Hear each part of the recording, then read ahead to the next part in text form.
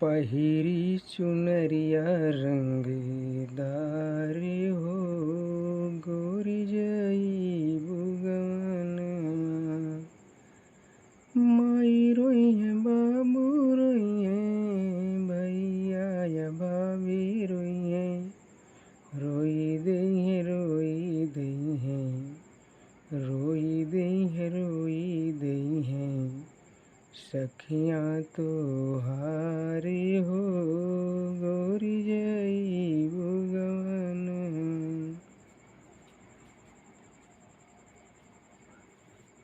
नमस्कार मित्रों, स्वागत है आपका अपने YouTube चैनल GS धमाका विद विकास पे। मित्रों, आज हम नेक्स्ट क्लास में पिछले क्लास में हम बात किए थे मोहम्मद गोरी पे। इस क्लास में हम मोहम्मद गोरी पे बात करेंगे और नेक्स्ट क्लास जो होगी वो भी मोहम्मद गोरी की होगी। तो आइए देखते हैं मोहम्मद गोरी के बारे में और कुछ महत्वपूर्ण तथ्यों पे चर्चा करते हैं, जहां से UP PCS, UP SSS, Uttar Pradesh लोक सेवा आयोग, यहाँ से एक क्वेश्चन जरूर देखने को मिलता है। इस समस्त तथ्य जो है वेरी वेरी इंपॉर्टेंट है। आइए चर्चा करते हैं।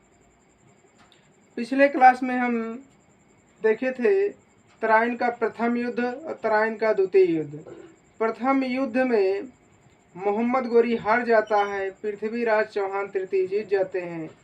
द्वितीय युद्ध में, तराइन का द्वितीय युद्ध में मोहम्मद गोरी की विजय हो जाती है, पृथ्वीराज चौहान तृतीय की हार हो जाती है।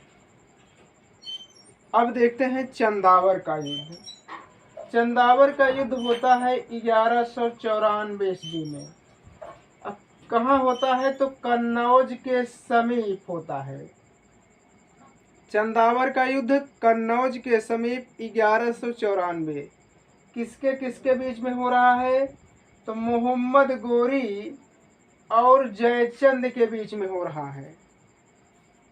जबकि तराइन के प्रथम युद्ध, द्वितीय युद्ध में जयचंद ने पृथ्वीराज चौहान का साथ नहीं दिया, जबकि जयचंद पृथ्वीराज चौहान के सगे मामा थे, साथ नहीं दिया। इनको क्या पता कि हमारे साथ भी युद्ध होगा। इनकी बेटी थी संयोगिता और इन्हीं का भांजा था पृथ्वीराज चौहान। दोनों में शादी हो जाती है, इसीलिए जयचंद गोरी का साथ देते हैं कुछ नाम मात्र का तराइन के प्रथम युद्ध में। और इनके साथ युद्ध कर रहा है 1194 में चंदावर का युद्ध। चंदावर के युद्ध में जयचंद की हार हो जाती है और मोहम्मद गोरी की विजय हो जाती है। अब आगे देखते हैं। गोरी के एक सरदार थे बख्तियार खिलजी। बख्तियार खिलजी ने नालंदा और विक्रमशिला को नष्ट कर दिया था। क्या कर दिया था? नष्ट कर दिया था। नालंदा और विक्रमशिला विश्वविद्यालय पे आक्रमण किया और इसको पूरी तरह जलाकर नष्ट कर दिया। कौन? बख्तियार खिलजी। बख्तियार खिलजी मोहम्मद गोरी का एक सरदार था।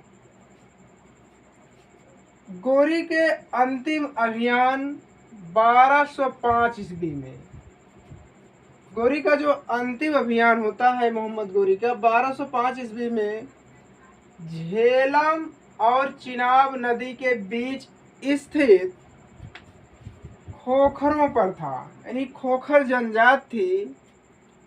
इन्हीं के विरुद्ध मोहम्मद गोरी का 1205 में विद्रोह होता है और मोहम्मद गोरी खोखर जनजाति का दमन करता है।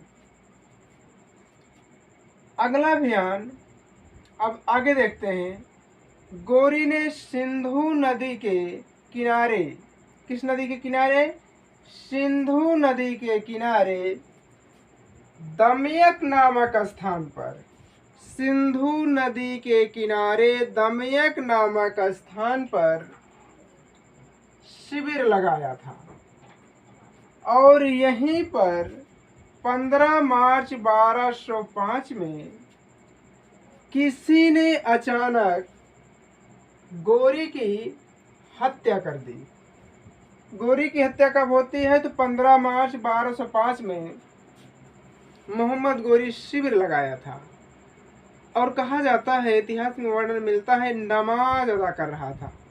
अचानक ने चुपके से कोई इस पर वार कर दिया और यहीं पर 15 मार्च 1205 में इसकी हत्या हो जाती है। गोरी ने हिंदू देवी और कुछ हिंदू देवी देवताओं की आकृति वाले सिक्का चलाया था। गोरी ने हिंदू देवी जैसे लक्ष्मी और नंदी के आकृति वाले सिक्के चलाए थे। मोहम्मद गोरी ने जो सिक्का चलाया, उस सिक्के पर लक्ष्मी की आकृति और नंदी की आकृति मिलता है। पूछा जाता है, हिंदू देवी लक्ष्मी की आकृति वाला सिक्का किसने चलाया? आप बताएंगे मोहम्मद गोरी। सिक्कों पर देवनागरी लिपि में मोहम्मद बिन शाम लिखा था। एक तरफ नंदी और लक्ष्मी की आकृति थी, दूसरी तरफ उसी सिक्कों पर देवनागरी लिपि में, किस लिपि में? देवनागरी लिपि में मोहम्मद बिन शाम लिखा था। अब आगे देखते हैं। गोरी का उत्तराधिकारी ऐबक था। गोरी का उत्तराधिकारी कौन था? ऐबक बना था। ऐबक कौन है? तो मोहम्मद गोरी का दास है। ऐबक ही अब दिल्ली सल्तनत में गुलाम वंश की स्थापना करेगा। अब नेक्स्ट क्लास में हम दिल्ली सल्तनत पर चर्चा करेंगे। उसी दिल्ली सल्तनत में ऐबक को विस्तार से पढ़ेंगे। तो मित्रों, इसमें जो महत्वपूर्ण तथ्य हैं आप 2-4 बार देख लेंगे, याद कर लेंगे, तो यहाँ से आने वाले क्वेश्चन गलत नहीं होंगे। आप लोग चैनल को लाइक करिए, शेयर करिए, सब्सक्राइब करिए और यार मित्रों को जोड़ने का प्रयास करिए। सभी को नमस्कार, जय हिंद।